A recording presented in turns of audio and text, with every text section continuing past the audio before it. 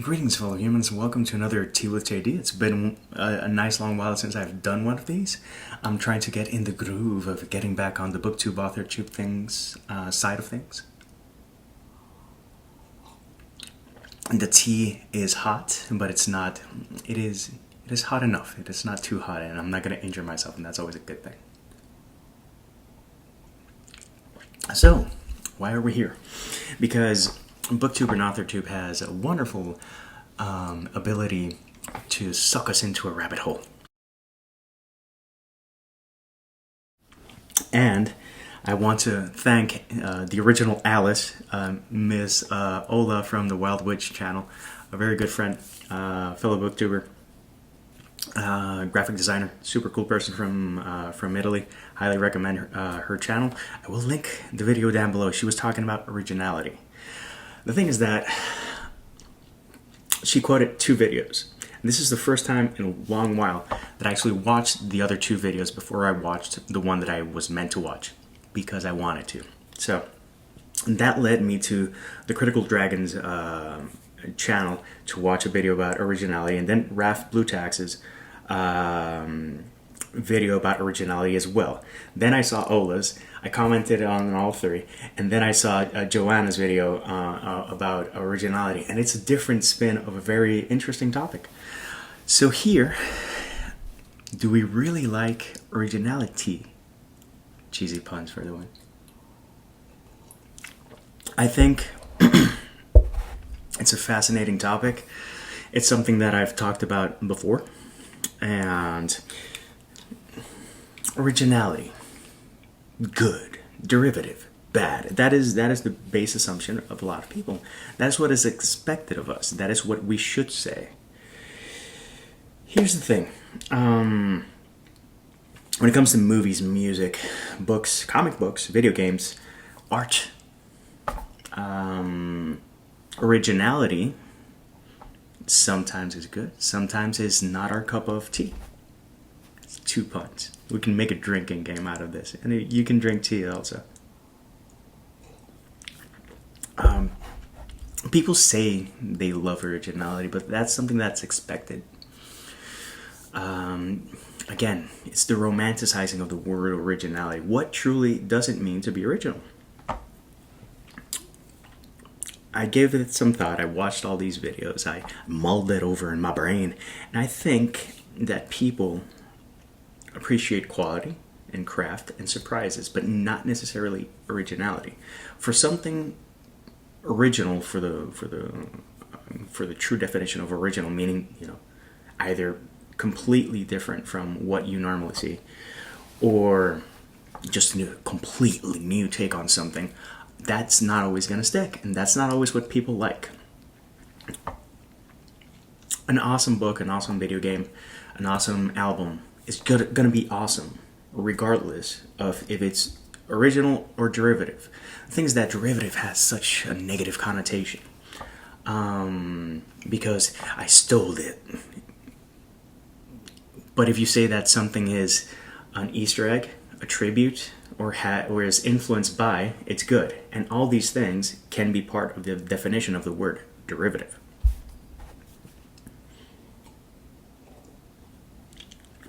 Influences happen. My books have a lot of influences, and I don't shy away from saying who it's influenced by. There are influences from Neil Gaiman, Frank Herbert, from Neil Gaiman, specifically Sandman, but then when I've reread my books and I read American Gods, I hadn't read American Gods until I finished both my first novels in the Human Cycle. And then I was like, whoa, there are a lot of things that we connect, and that was pretty cool. I wasn't trying to call any inspiration from American Gods. And it's very different because American Gods doubles down on a lot of stuff that I'm not interested in. But there are influences. There are influences in my work of C.S. Lewis, of Tolkien, of J.K. Rowling, of even Stephen King. Some things some people have commented that, and I think it's cool. When it comes to Given to Fly, it's a love letter to Studio Ghibli. I wanted to write something that if it's successful enough that they would go like, hey, why can't we make a movie about your book? And I would go like, where do I sign?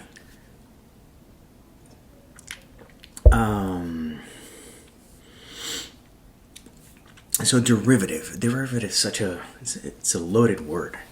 And I think that rather than derivative, what we hate or what bothers us, or at least what bothers me, let's say it as it is. Let's not talk about the collective. Let's talk about the individual.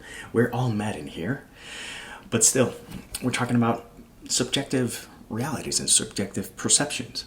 That's when it comes to originality and what we like and what we don't like. Yeah, sometimes we might say that we enjoy something to try to impress someone. It's been years since I've done that, but at some point I was naive enough to want to do that. It's like, oh yes, I enjoy that foreign film or this book or that whatever. And eventually I was like, I don't care what people think. You do you, I do me. It sounds kind of dirty, but it is what it is.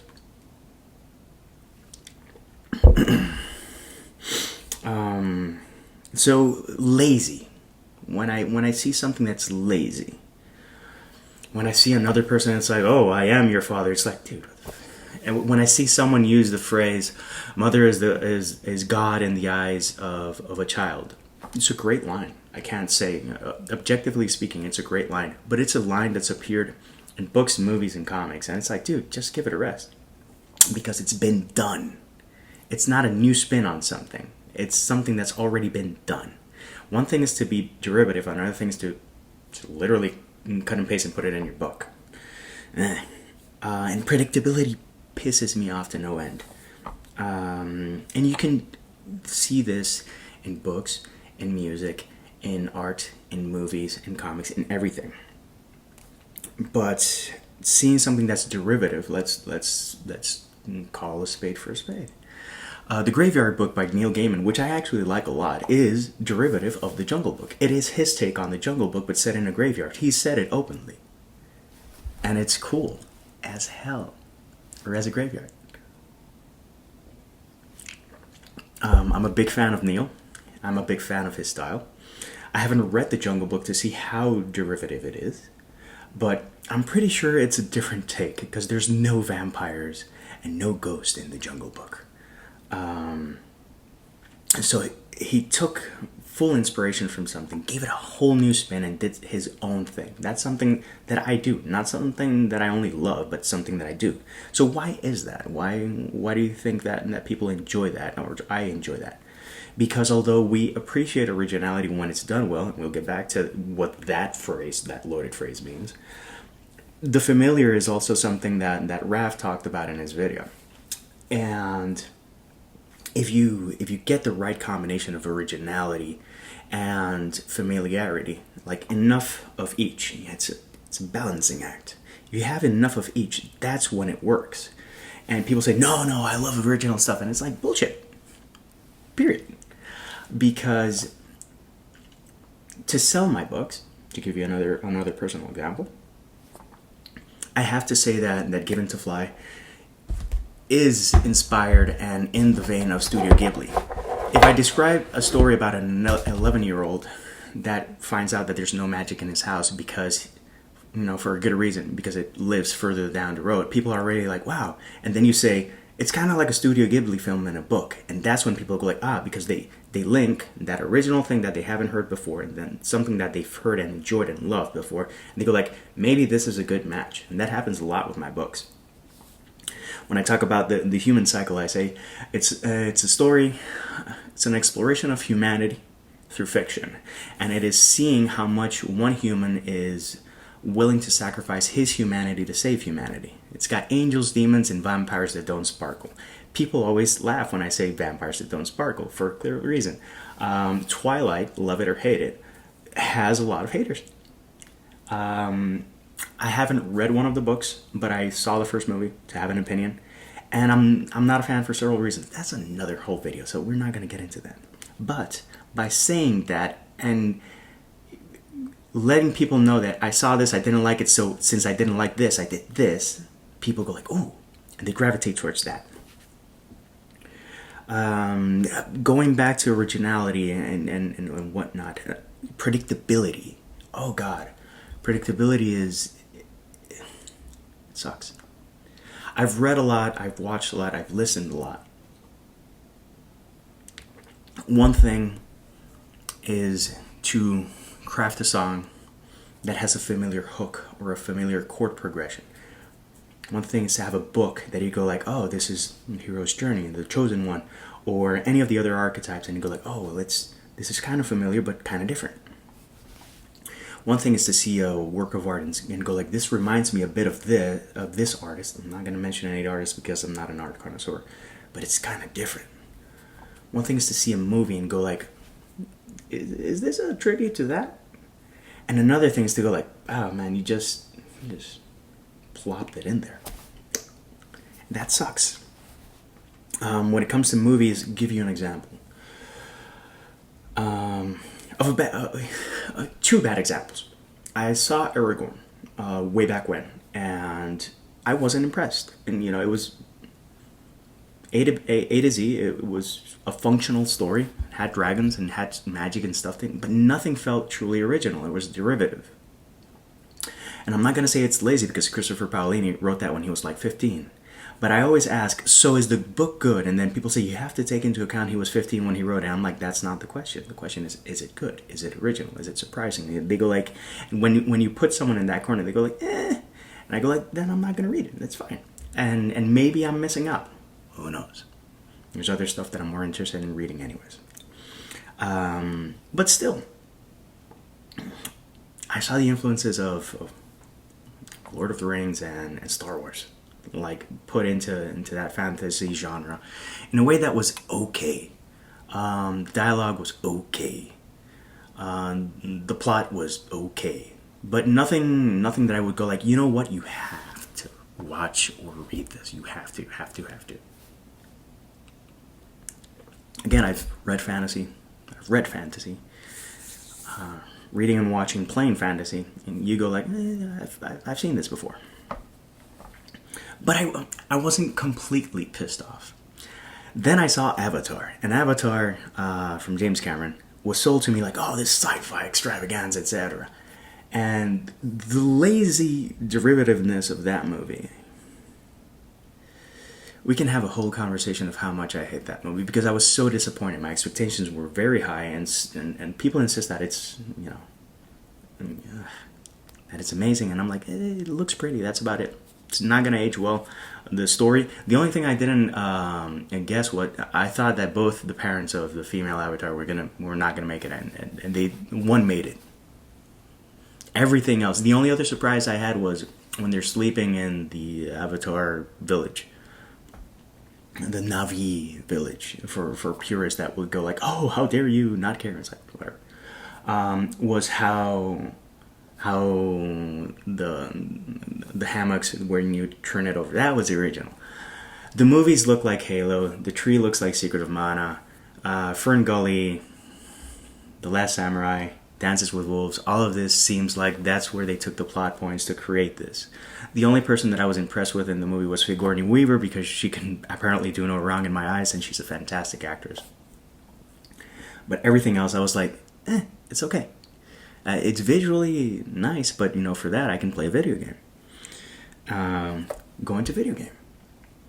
People say, oh, I like original stuff. Not always. Sometimes we like familiar. When it comes to platform games, the gold standard is Super Mario. So you have to look for stuff that, either pushes the envelope or gives another take. Being better than Mario is borderline impossible because you have so many people focused on that and giving you the absolute best when it comes to video gaming. If you like platformers. I don't like first-person shooters.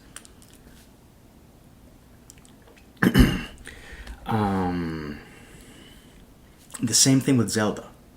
Zelda is the gold standard when it comes to that type of action RPG. Period. Why do I bring these two examples apart from me being a Nintendo fanboy? First off, quality.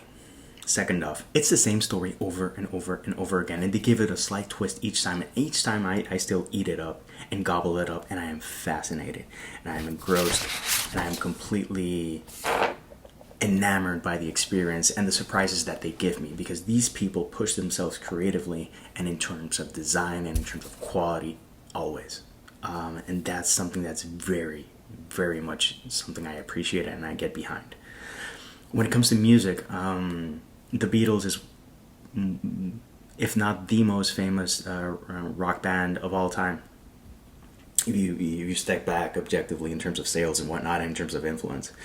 But Oasis was a huge band as well, and Oasis culls a lot from the Beatles, but it is its own thing. The Beatles did not have. They knew they were the Beatles, but in terms of ego and swag and swagger and stuff like that, Oasis had their own thing. And being from Manchester, it's a different attitude. And sure, if you look at Don't Look Back in Anger, you're going to go like, those chords sound a little bit familiar. And Noel has never been shy of saying he's influenced by the Beatles. And the Beatles and Stone Roses and stuff like that. But I'll give you a better example. The band Tool, one of my favorite bands. Tool, it's its own thing, and no one can play like Tool. And if you've seen them live, it's creepy. Two bands that are influenced directly by Tool are Chevelle and Earshot. One you might have heard of, the other one you're like, who the hell is that? Chevelle is a top 40 band. People know him from Send the Pain Below, The Red, and other tracks like that. The lead singer from Chevelle has a Maynard-esque approach to singing, but a lot more top 40 or radio friendly. Maynard is a weird cat, and how he phrases things vocally and his range and just how he thinks of lyrics and intonation is just supremely unique. Listen to him in Tool, listen to him in A Perfect Circle, listen to him in Pussifer, and you're gonna go like, this guy is out there. And that is a fascinating thing. When it comes to Chevelle, it's radio friendly. They've had hits and misses, but you know, it's a cool band. When it comes to but it's its own thing.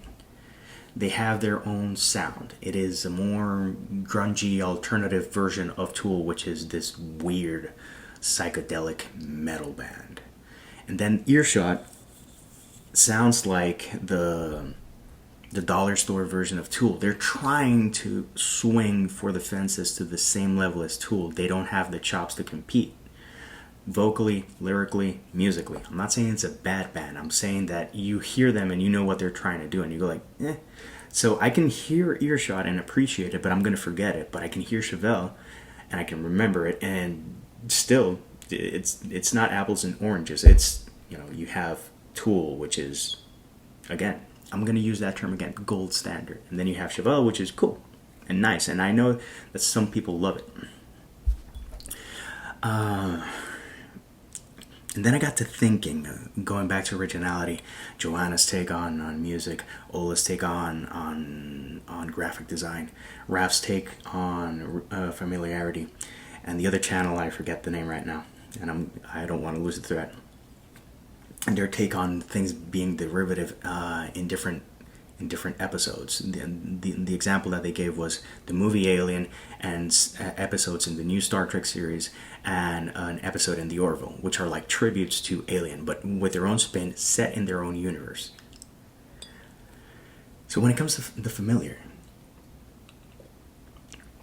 I got to thinking, and for me, art and entertainment end up being like a cocktail.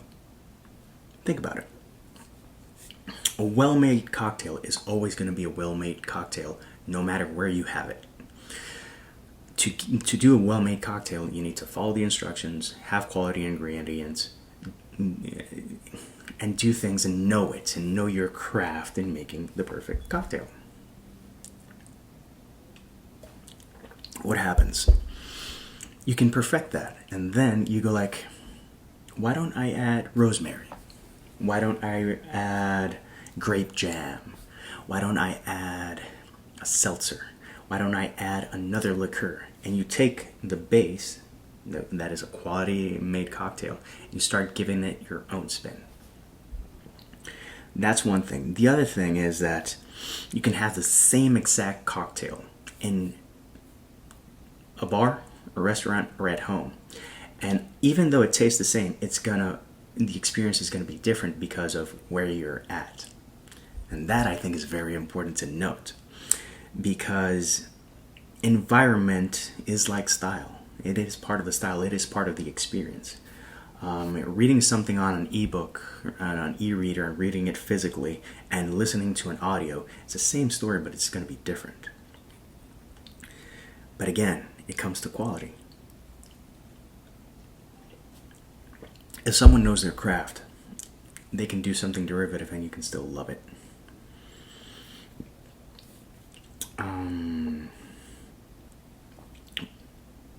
Take a solid base, give it a twist. Magic can happen, and don't fear something that has influences.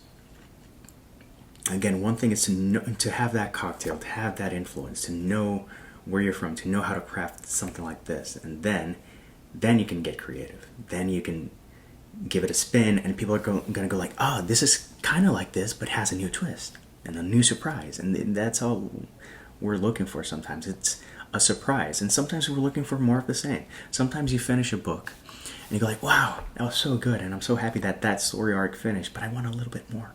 And that's completely fine. Because if something's good, we oftentimes want more. When it comes to my work and my approach, yeah, you can feel the influences, but I want you to also go like, that's a JD work, and that's a JD book.